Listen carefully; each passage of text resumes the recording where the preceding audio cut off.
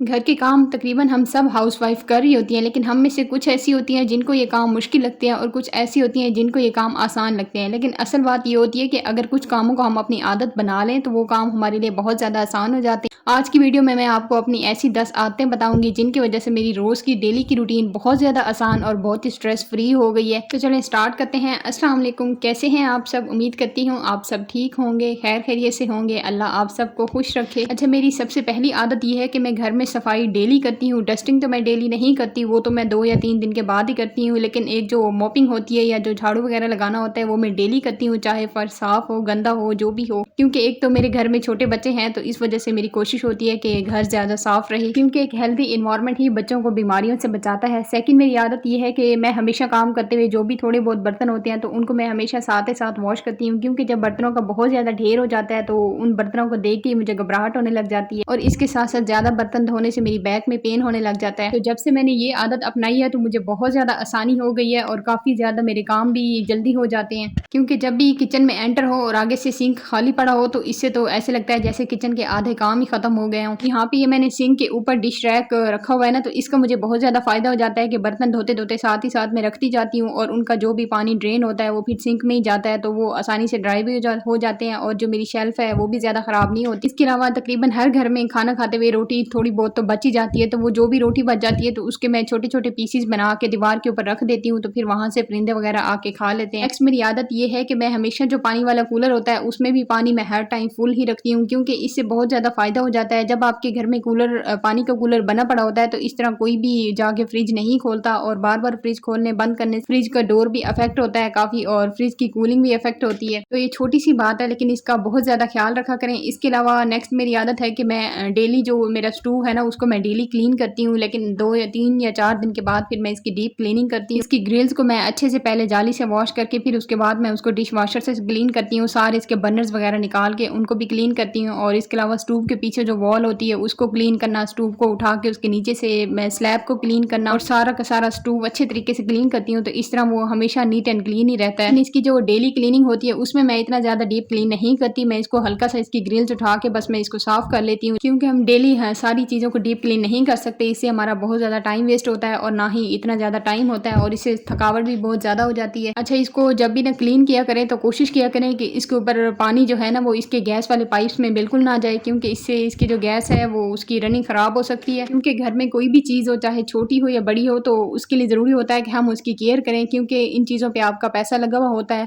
खैर, ये चेक करें कितना साफ़ सुथरा हो गया। अच्छा, एक और आदत है कि मैं डेली जो स्लैब है ना उसको मैं एक तो वाइप भी करती हूँ और उसके साथ साथ मैं उसको क्लीन करती हूँ। जब भी मैं इसको क्लीन करती हूँ तो जो मेरा टॉवल होता है उसके साथ ये जो बर्तनों वाले डिश रैक है इनको भी मैं आगे आगे से साफ़ कर लेती हूँ, क्योंकि मेरे किचन में हुड नहीं है ना लगा हुआ, तो इस वजह से चीज़ों पर बहुत ज़्यादा ग्रीस आ जाती है और हर 1 या 2 दिन के बाद चीज़ों को साफ़ करना पड़ता है, चाहे ओवन हो, माइक्रोवेव हो, जूसर हो, कुछ भी हो, तो इनके ऊपर काफ़ी ज़्यादा ग्रीस आ जाती है। लेकिन जो डिश रैक है उसको मैं हमेशा साफ़ नहीं करती, उसको मैं कभी कभार वॉश भी कर लेती हूँ। सारा किचन नीट एंड क्लीन हो गया था और उसके बाद बारी आती है सालन बनाने की। तो सालन ज़ाहिर है हर घर में डेली बनता है, तो मैं भी सालन डेली बनाती हूँ, लेकिन दिन में एक ही बार बनाती हूँ। मतलब कभी ऐसे होता है कि वो एक ही टाइम का बन जाता है, थोड़ा बन जाता है, तो फिर दोबारा मैं सेकंड टाइम नहीं बनाती, बस बाहर से कुछ ना कुछ मंगवा लेते हैं। और कभी ऐसा होता है कि जो शोरबे वाला सालन होता है वो मेरा 2 दिन का बन जाता है, ज़्यादा बन जाता है, क्योंकि ज़्यादातर हम 2 लोग ही होते हैं खाने वाले। उमैमा तो कुछ खास खाती नहीं है, तो इसलिए फिर नेक्स्ट डे जो सालन होता है फिर उसके साथ मैं चावल बॉईल कर लेती हूँ या फिर उसी सालन को तड़का वगैरह लगा लेती हूँ। खैर, आज मैं तूरियों का सालन बना रही थी और ये हमने कल थोड़ा सा तिक्का मंगवाया था, तो ये थोड़ा सा बच गया था, तो फिर मैंने सोचा कि इसको वेस्ट नहीं करती और उमैमा भी नहीं खा रही थी, तो फिर इसके मैंने छोटे छोटे पीसेस बना लिए थे।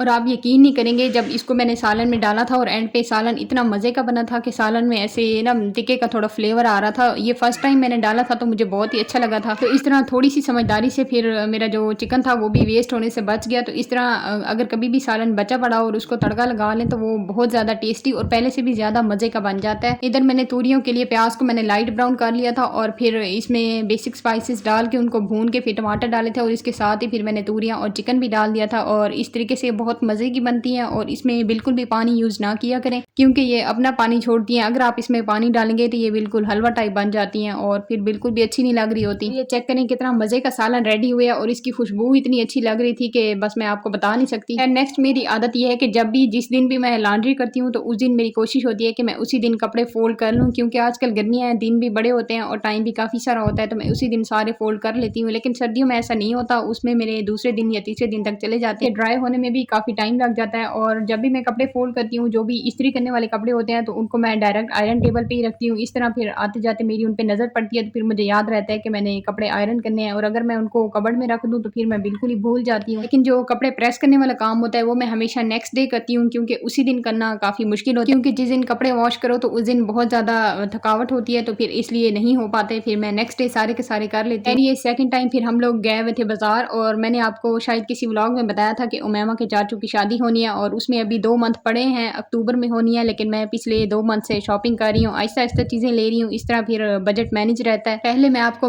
अपनी जो मैंने मैक्सी ली थी वो और उमैमा लोगों की ड्रेस दिखा चुकी हूँ, तो आज फिर मैंने अपनी सेकंड फंक्शन के लिए लेना था ड्रेस और साथ में बच्चों के लिए शूज़ लेने थे और ये फिर मैंने पर्पल कलर में ली है साड़ी। सारी की सारी ये नेट में है और बहुत ही खूबसूरत काम किया हुआ था, ना बहुत ज़्यादा हैवी थी और ना बहुत ही हल्की थी। और ये उमैमा के मैंने शूज़ लिए हैं, उसको फर्स्ट टाइम मैं हील पहना रही हूँ और साथ में इस्माविया के भी शूज़ लिए हैं और दोनों के शूज़ जो है वो मैंने सिर्फ एक ही लिए हैं जो कि दोनों फंक्शन बारात और वलीमे दोनों पे पहनेगी क्योंकि बच्चे जल्दी बड़े हो जाते हैं तो ज़्यादा चीज़ें लेने की ज़रूरत ही नहीं है। उम्मीद करती हूँ आज का व्लॉग पसंद आया होगा। अपना ख्याल रखें। अल्लाह हाफिज़।